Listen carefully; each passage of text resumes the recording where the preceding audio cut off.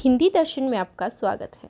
हम डॉक्टर विश्वनाथ त्रिपाठी की पुस्तक हिंदी साहित्य का सरल इतिहास का अध्ययन कर रहे हैं और इस दौरान हमने इस पुस्तक का आदिकाल, भक्तिकाल और रीतिकाल पूरा कर लिया है और हम आधुनिक काल का अध्ययन कर रहे हैं।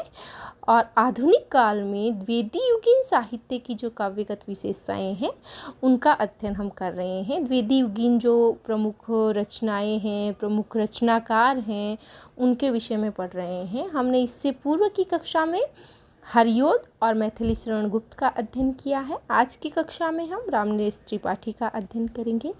रामनरेश त्रिपाठी जी का जन्म जौनपुर जिले में हुआ है और इनकी प्रमुख प्रबंधनात्मक रचनाओं में मिलन, 3 प्रमुख रचनाएं हैं जो बार बार परीक्षा में पूछी जाती हैं। पहली है मिलन, दूसरी है पथिक और तीसरी है स्वप्न। ये इनकी 3 प्रमुख रचनाएं हैं जो प्रबंध रचनाएं हैं। इसके अलावा एक फुटकल कविता संग्रह भी है, मानसी।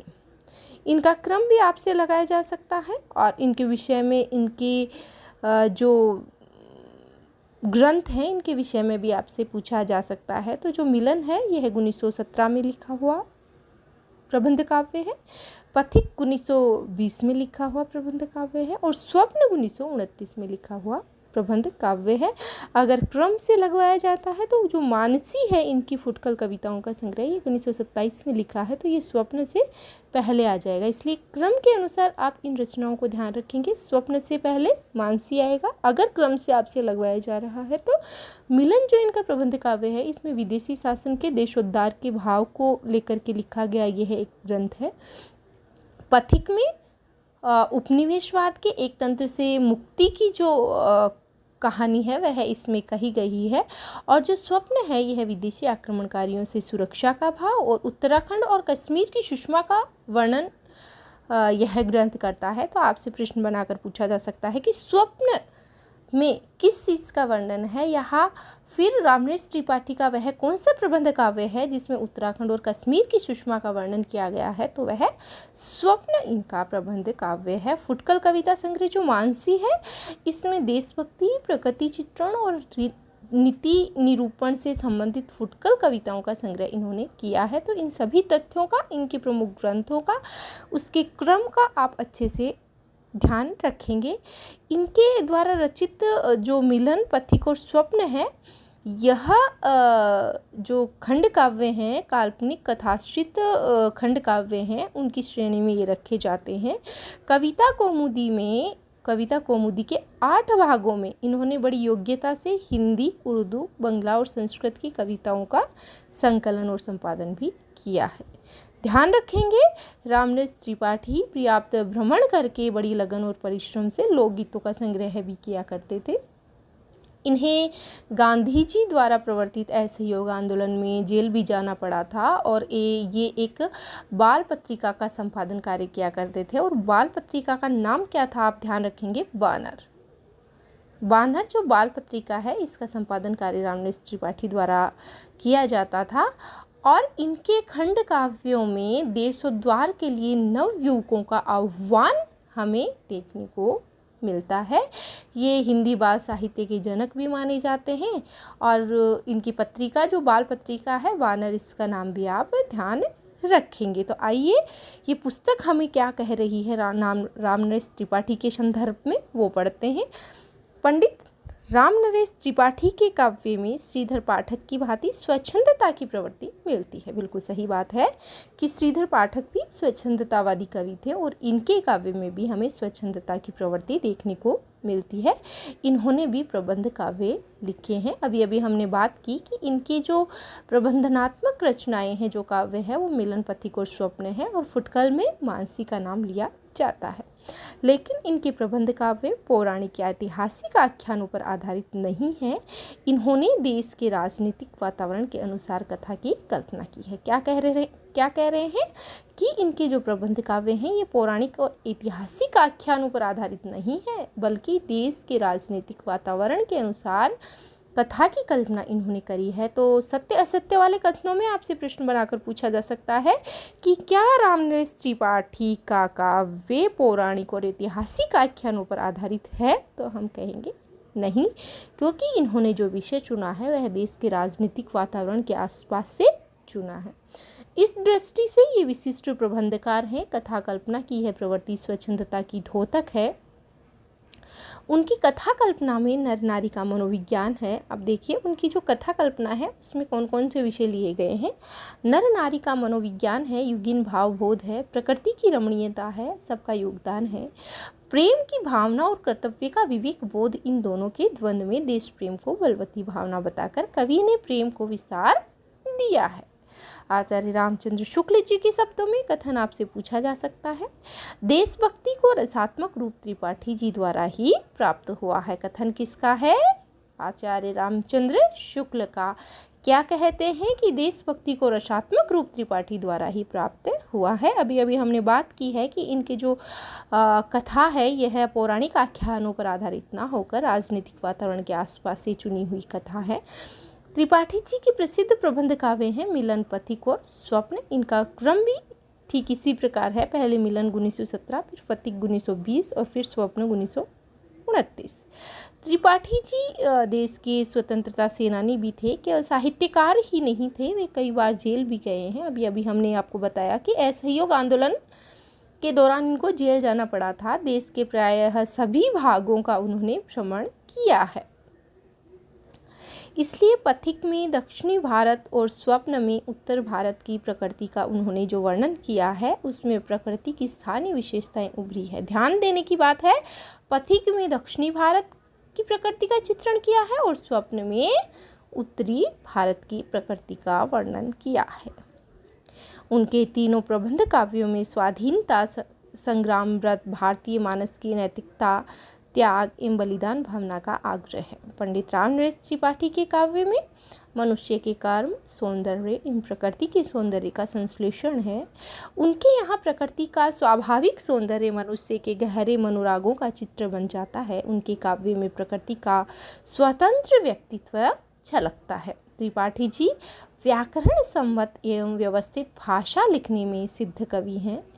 उनका वाक्य गठन चुस्त है। अब उनकी भाषा से संबंधित सत्य असत्य कथन आपसे पूछा जा सकता है कि त्रिपाठी जी व्याकरण सम्मत और व्यवस्थित भाषा लिखने में सिद्ध कवि हैं। उन्होंने उर्दू में प्रचलित छंदों का प्रयोग भी कौशलपूर्वक किया है। इस युग के अन्य उल्लेखनीय कवियों में पंडित महावीर प्रसाद द्विवेदी, नाथूराम शर्मा शंकर, पंडित रामचंद्र शुक्ल और गया प्रसाद शुक्ल स्नेही का नाम लिया जाता है। द्विवेदी जी मूलतः भाषा एवं साहित्य के व्यवस्थापक थे। वे कविता करते समय भी नियमों की अवहेलना नहीं कर सकते थे, इसलिए उनकी कविता बहुत कुछ उनके सिद्धांतों के मेल में है। नाथूराम शर्मा शंकर आर्य समाजी थे। उनके काव्य में अंधविश्वास, रूढ़ि, पाखंड का विरोध तथा इन सब के प्रति व्यंग्य विनोद का भाव मिलता है। किसकी बात कर रहे हैं? नाथूराम शर्मा शंकर की। छंद संबंधी नियमों का पालन उनके काव्य में कड़ाई से किया जाता है। पंडित रामचंद्र शुक्ल का काव्य संग्रह हृदय का मधुर भाव, हृदय का मधुर भार किसका काव्य संग्रह है? रामचंद्र शुक्ल का हृदय का मधुर भार, ध्यान रखेंगे, नाम से छपा है। उनकी कविताओं में प्रकृति के सहज सौंदर्य का चित्रण विशेष रूप से मिलता है। उन्होंने लाइट ऑफ एशिया नामक अंग्रेजी काव्य बुद्धचरित नाम से ब्रजभाषा में अनुदित किया है। गया प्रसाद शुक्ल स्नेही का एक उपनाम क्या है? त्रिशूल। कई बार परीक्षा में पूछा जाता है त्रिशूल उपनाम से कौन लिखते हैं? गया प्रसाद शुक्ल स्नेही। ये स्वाधीनता प्रेमी और स्वच्छंद कवि हैं। उर्दू में भी ये बहुत अच्छी कविता करते हैं। यद्यपि 1918 के आसपास हिंदी काव्य में छायावाद का उदय हो चुका था, किंतु इस दौर की प्रवृत्तियों वाली धारा बाद में भी प्रवाहित होती रही है। ठाकुर गोपाल शरण सिंह, अनूप शर्मा इतिवृत्तात्मक शैली में काव्य रचना करते रहे हैं। अर्थात छायावाद का उदय 1918 में हो चुका था, लेकिन जो प्रवृत्ति है वह हमें इतिवृत्तात्मक शैली जो द्विवेदी प्रवृत्तियाँ हैं वह देखने को मिलती हैं। श्याम नारायण पांडे ने हल्दी गाठी और जौहर नामक वीर रसात्मक प्रबंध काव्यों की रचना की है। अब आपसे पूछा जा सकता है हल्दी गाठी और जौहर नामक जो प्रबंध काव्य हैं। यह वीर रसात्मक है और ये श्याम नारायण पांडे द्वारा रचित हैं। अब हम देखेंगे 1920 से 1947 के मध्य की साहित्यिक रचनाओं को और काव्यगत प्रवृत्तियों को, और गांधी युग का साहित्य इसे कहा जा सकता है क्योंकि ये 1920 से 47 के मध्य का समय है। इस समय यथार्थ और स्वप्न की अभिव्यक्ति है जो प्रमुख साहित्य में उभर कर सामने आई थी। 1920 से लेकर 1947 तक के साहित्य कालखंड को हमने गांधी युग कहा है। 1920 से 47 के मध्य को कालखंड को इन्होंने विश्वनाथ त्रिपाठी जी ने किस नाम से पुकारा है? गांधी युग के नाम से। इस युग में हमारे स्वाधीनता आंदोलन का नेतृत्व जिन नेताओं ने किया उनमें गांधी अग्रगण्य और सर्वमान्य हैं। 1947 में भारत स्वतंत्र हुआ और दुर्भाग्य से उनके बाद उनकी हत्या कर दी गई। इन्होंने ब्रिटिश साम्राज्य को ध्वस्त किया किंतु सत्ता के भागीदार नहीं हुए। पराधीन भारत में उन्होंने स्वाधीनता के लिए संघर्ष किया। वे विवेच्य युग के इतिहास पुरुष एवं संघर्ष नायक रहे हैं। इस युग का साहित्य प्रधान रूप से इसी ऐतिहासिक संघर्ष की वाणी है। गांधी गहरे राजनीतिज्ञ नहीं थे। वे राजनीतिक को धर्म और संस्कृति से अलग नहीं रखते थे। उन्होंने हिंदी प्रचार आंदोलन में अन्यतम योगदान किया है। इन्हीं सब बातों को ध्यान में रखकर इस कालखंड को गांधी युग कहना उचित होगा, क्योंकि जो साहित्य है वह केवल साहित्य नहीं है, राजनीति, धर्म और संस्कृति से जुड़ा हुआ है। और ये जो समय है, ये विविध जो युग है, यह इतिहास पुरुष गांधी से कहीं ना कहीं जुड़ा हुआ हमें मिलता है। 1914 में गांधी जी दक्षिणी अफ्रीका से स्वदेश लौटे। महात्मा गांधी के कारण स्वाधीनता आंदोलन देश के कोने कोने में पहुंच चुका था। अब राजनीति केवल गोष्ठी की बात नहीं रह गई थी, वह जन सामान्य तक पहुंची और अखिल भारतीय बनी। यह गांधी जी का महान योगदान था। इसके कारण स्वाधीनता आंदोलन, भक्ति आंदोलन जैसा लोकोन्मुख में अखिल भारतीय आंदोलन बना। ध्यान दीजिएगा, जो स्वाधीनता आंदोलन है यह भी भक्ति आंदोलन की तरह लोकोन्मुख और क्या बना, अखिल भारतीय आंदोलन बनकर सामने आया। स्वाधीनता आंदोलन का लक्ष्य लौकिक, अधिक मूर्त एवं जनसामान्य के जीवन से अधिक संबंध था, इसलिए वह भक्ति आंदोलन से भी अधिक जीवंत बना। क्यों भक्ति आंदोलन से भी अधिक जीवंत बना? क्योंकि जो स्वाधीनता आंदोलन था यह अधिक मूर्त था अपेक्षाकृत भक्ति आंदोलन के, और जन सामान्य के जीवन से यह अधिक जुड़ा हुआ था अगर हम बात करते हैं भक्ति आंदोलन की तुलना में। तो गांधी जी केवल राजनीति की बात नहीं करते थे, वह समग्र जीवन पर दृष्टिपात करते थे, इसलिए उनका प्रभाव राजनीति के अतिरिक्त वैचारिक और सांस्कृतिक क्षेत्रों पर भी पड़ा। तो हम क्या कह सकते हैं कि गांधी जी का जो प्रभाव है वह न केवल राजनीतिक था अपितु वैचारिक और सांस्कृतिक क्षेत्रों पर भी काफ़ी प्रभाव पड़ा है। 1917 में रूस की अक्टूबर क्रांति का भारतीय नेताओं ने स्वागत किया। इस क्रांति का गंभीर प्रभाव जनमानस पर पड़ा। 1918 से 47 तक का समय राजनीतिक संघर्ष के अभूतपूर्व रूप में तीव्र होने का समय है। इस काल में हमारे राष्ट्रीय आंदोलन ने विदेशी स्वतंत्रता आंदोलन से भी संबंध जोड़ा। अधिकांश देशी रियासतों के शासकों को छोड़कर भारतीय जनता के सभी वर्गों का हित ब्रिटिश साम्राज्यवाद को खदेड़ देने में था, इसलिए वे सब स्वाधीनता आंदोलन में शामिल हुए। इसलिए स्वाधीनता संग्राम में गुणात्मक परिवर्तन आया। ब्रिटिश साम्राज्यवाद ने उसी मात्रा में दमन चक्र तेज किया। 1919 में जलियांवाला बाग की घटना हुई। देश के औद्योगिक नगरों में हड़तालें होने लगी। 1921 के आसपास उत्तर प्रदेश के पूर्वी जिलों में किसान आंदोलन तीव्र हुआ। इसी वर्ष सुदूर दक्षिण में मोपला विद्रोह हुआ। उधर पंजाब में भी सिख किसान आंदोलन की राह पकड़ रहे थे। 1925 में भारतीय कम्युनिस्ट पार्टी स्थापित हुई। कांग्रेस के समाजवादी दल का प्रादुर्भाव हुआ, जिसके नेता जवाहरलाल नेहरू थे। ये उस समय की राजनीतिक परिस्थितियां रही हैं। 1929 में लाहौर अधिवेशन में जवाहरलाल नेहरू ने कांग्रेस के अध्यक्ष की हैसियत से पूर्ण स्वराज्य का लक्ष्य घोषित किया। जो हमारे जीके वाला पेपर है उसमें कई बार पूछा जाता है लाहौर अधिवेशन के बारे में, और पूर्ण स्वराज्य के लक्ष्य की मांग को लेकर के प्रश्न बनाए जाते हैं। भारतीय राजनीति में किसान मजदूरों के संगठन पर बल देने वाले वामपंथी प्रभावशाली और मजबूत होता जा रहा था। 1942 का भारत छोड़ो आंदोलन। आज़ाद हिंद फौज का संघर्ष 1946 में नौसेना विद्रोह और विश्व युद्ध के उपरांत समाजवादी शक्तियों का बढ़ता हुआ प्रभाव, इन सब के परिणाम स्वरूप 1947 में भारत स्वाधीन हुआ।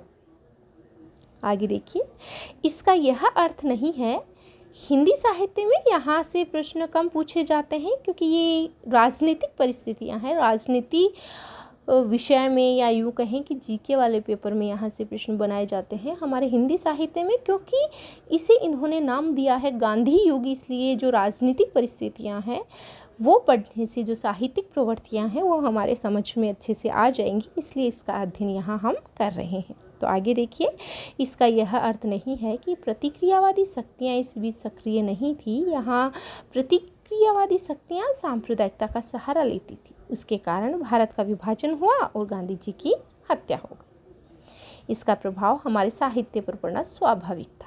बात आपके सामने आ गई, साहित्य पर इसका क्या प्रभाव पड़ा वो हमें आगे देखने को मिलेगा। इस दौर में हिंदी साहित्य की अभूतपूर्व श्री वृद्धि हुई। जिस प्रकार भक्ति आंदोलन ने हिंदी को कबीर, जायसी, सूर, तुलसी, मीरा जैसे रचनाकार दिए, उसी प्रकार स्वाधीनता आंदोलन की देन प्रेमचंद, आचार्य शुक्ल, निराला प्रसाद और पंत और महादेवी वर्मा रहे। तो हम क्या कह सकते हैं, हमने ये जितनी भी चीज़ें अभी पहले पढ़ी हैं ये क्यों पढ़ी हैं, क्योंकि जिस प्रकार से भक्ति आंदोलन की देन सूर, तुलसी, मीरा, जायसी और कबीर रहे, ठीक उसी प्रकार स्वाधीनता आंदोलन की देन प्रेमचंद शुक्ल, निराला प्रसाद पंत और महादेवी वर्मा रहे हैं। स्वाधीनता का लक्ष्य इस युग में अधिक स्पष्ट हुआ, वैज्ञानिक दृष्टि अधिक सक्रिय हुई। इस दौर में फ्राइड के मनोविश्लेषणवाद का प्रभाव भी रचनाकारों पर पड़ा। अतः इस काल में रचित साहित्य पर इन सभी विचारों का प्रभाव पड़ा। इस कारण साहित्य में जहाँ एक ओर यथार्थ को परखने की दृष्टि आई, वहीं दूसरी ओर कल्पना प्रवणता अवलोकित हुई। वैज्ञानिक दृष्टि स्वाधीन चेतना से मिलकर यथार्थ परक और कल्पनाशील हुई। यथार्थ परकता और कल्पनाशीलता, ये दो प्रमुख प्रवृत्तियां हैं, इनको ध्यान में रखेंगे। ऊपर से ही परस्पर विरोधी लगती हैं। वैज्ञानिक विकास जब ज्ञान के लिए क्षितिज खोलता है तो मनुष्य इस ज्ञान के आलोक में जीवन जगत का नया परिचय प्राप्त करता है। वह इन्हें पहले से अधिक समझता है। यह यथार्थ की बेहतर परख हुई, लेकिन यही नई जानकारी उसे कल्पना के पंख भी प्रदान करती है। एक तरफ हम बात कर रहे हैं यथार्थ की और दूसरी तरफ बात कर रहे हैं कल्पना की, क्योंकि ये दोनों एक दूसरे से जुड़े हुए हैं। यथार्थ की जिससे बेहतर परख होगी उसे कल्पना के पंख भी मिलेंगे। स्वाधीन चेतना केवल राजनीति के ही क्षेत्र में सक्रिय नहीं होती है, वह दृष्टि, चिंतन और भाव क्षेत्र को भी नई संभावनाओं की ओर उन्मुख करती है। कल्पना भाव जगत को पुनर्व्यवस्थित करती है। पंडित रामचंद्र शुक्ल ने इसी बात की ओर संकेत करते हुए लिखा, ज्ञान के साथ भावना का भी विकास होता है। अब ये कथन आपसे पूछा जा सकता है कि ज्ञान के साथ भावना का भी विकास होता है, यह किसका कथन है? रामचंद्र शुक्ल का। किस चीज़ को लेकर इन्होंने कहा है? कल्पना भाव जगत को पुनर्व्यवस्थित करती है। इस बात को लेकर के जो नवीन दृष्टि और चिंतन की बात है वो करते हैं शुक्ल जी। इस काल के साहित्य में यथार्थ का आग्रह और कल्पना का उपयोग, देखिए यथार्थ का आग्रह और कल्पना का उपयोग दोनों ही दिखलाई पड़ते हैं। अर्थात हमें जहाँ यथार्थ का आग्रह है इस समय के साहित्य में गांधी युग में दिखाई पड़ता है, वहीं पे कल्पना का उपयोग भी हमें दिखलाई पड़ता है। यथार्थ आग्रह प्रधानतः कथा साहित्य में और कल्पना प्रवणता काव्य के क्षेत्र में दिखाई पड़ती है। अब इस चीज़ को आप अच्छे से गौर करेंगे। हमें यथार्थ का आग्रह कहाँ दिखाई पड़ता है? कथा साहित्य में, और कल्पना प्रवणता काव्य के क्षेत्र में दिखाई पड़ती है। कथा साहित्य में भी कल्पना प्रवणता है। प्रेमचंद में यथार्थवाद के साथ आदर्श और स्वच्छंदतावादी रुझान भी हैं। निराला प्रसाद पंत आदि के काव्य में यथार्थवादी रंग भी हैं। महादेवी की करुणा का संबंध यथार्थ की विषमता से है। देखिए महादेवी की करुणा का संबंध यथार्थ की विषमता से है। आपसे सत्य सत्य वाले कथनों में लाइन देकर पूछा जा सकता है कि क्या यह कथन सत्य है कि महादेवी की करुणा का संबंध यथार्थ की विषमता से है? बिल्कुल सही बात है, जो खुलकर उनके रेखा चित्रों में प्रकट हुई है। स्वाधीनता आंदोलन स्वाधीन मानसिकता के बिना असंभव था। 1918 से 47 तक का युग जिस प्रकार अपने यथार्थ से विक्षुब्ध था, उसी प्रकार एक स्वप्न भी निर्मित कर रहा था। आशा आकांक्षा के स्वप्न लोक के बिना संघर्ष नहीं हो सकता, इसलिए भारत अपनी पराधीनता को यथार्थ से उबरने और स्वाधीनता के स्वप्न की पूर्ति के लिए संघर्षरत था। पराधीनता हमारा राष्ट्रीय कलंक थी और स्वाधीनता हमारा राष्ट्रीय स्वप्न था। यथार्थ और आदर्श इस एक ऐतिहासिक स्थिति के ही दो पहलू थे। इसलिए इस दौर के साहित्य में ये दोनों साहित्य के कौन दोनों, आदर्श और यथार्थ, प्रेरक है। यथार्थ चित्रण के लिए सबसे समर्थ विधा उपन्यास थी। यथार्थ का चित्रण करने के लिए जो समर्थ विधा थी वह कौन सी थी, उपन्यास। वैसे यथार्थ को हम देख रहे हैं कथा साहित्य में और कल्पना प्रवणता को हम देख रहे हैं काव्य के क्षेत्र में, लेकिन फिर भी अगर हम कहें कि यथार्थ का चित्रण में सबसे समर्थ विधा कथा साहित्य में भी, तो हम क्या कहेंगे, हमें उपन्यास में देखने को मिल रही थी। वह प्रेमचंद के उपन्यासों में चरमोत्कर्ष पर पहुंची। तो अब हम बात करेंगे यथार्थ चित्रण के लिए सबसे समर्थ विधा जो उपन्यास बनकर आई उसके संदर्भ में। उपन्यास किस प्रकार से यथार्थ का चित्रण हमारे सामने कर रही थी। उपन्यास को महाकाव्य का स्थापन कहा जाता है। यह साहित्य की अपेक्षाकृत नई विधा है। देखिए, आपसे पूछा जा सकता है कि किस विधा को महाकाव्य का स्थापन कहा जाता है, तो उपन्यास को महाकाव्य का स्थानापन कहा जाता है। इसमें सामाजिक व्यक्तिगत जीवन को बहुत जटिलता से उभारा जा सकता है। इतिहास के प्रवाह को इसमें स्पष्ट किया जा सकता है। सबसे बड़ी बात यह है कि सामान्य जीवन के द्वंद्व, फैलाव और गति का समावेश इसमें सबसे ज़्यादा संभव होता है। यह भी प्रश्न आपसे बनाकर पूछा जा सकता है कि सामान्य जीवन के द्वंद्व, फैलाव और गति का समावेश हमें किस विधा में सबसे अधिक मिलता है, तो उपन्यास विधा में। हिंदी में उपन्यास लेखन को भारतेंदु युग से ही प्रारंभ हो गया था, लेकिन प्रेमचंद के उपन्यासों में इस विधा ने अभूतपूर्व व्यापकता और गंभीरता प्राप्त की। प्रेमचंद की संवेदना अत्यंत व्यापक थी।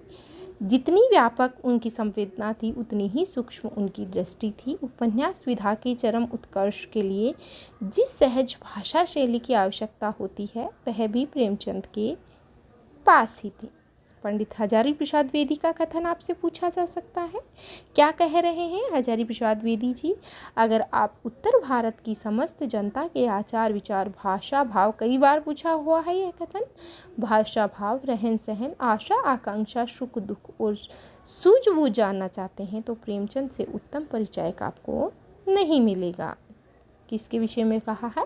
प्रेमचंद के विषय में ये कथन कई बार पूछा जाता है कि उत्तर भारत की समस्त जनता के आचार विचार को अगर जानना चाहते हैं तो किसका परिचय आपको लेना चाहिए, किसको पढ़ना चाहिए? मुंशी प्रेमचंद जी को। तो कल की कक्षा में हम मुंशी प्रेमचंद का अध्ययन करेंगे। यहाँ से प्रश्न बनाए जाते हैं मुंशी प्रेमचंद की उपन्यास से, कहानियों से, उनकी काव्यगत विशेषताओं से, उनकी जो लेखनगत विशेषताएं हैं, काव्य उन्होंने कम लिखा है, कथा साहित्य, उपन्यास साहित्य से संबंधित जो विशेषताएं हैं उनको लेकर के भी चर्चा करेंगे। इनकी उपन्यास कौन कौन सी हैं उनके क्रम को लेकर के भी चर्चा करेंगे। तो आज के लिए इतना ही। धन्यवाद।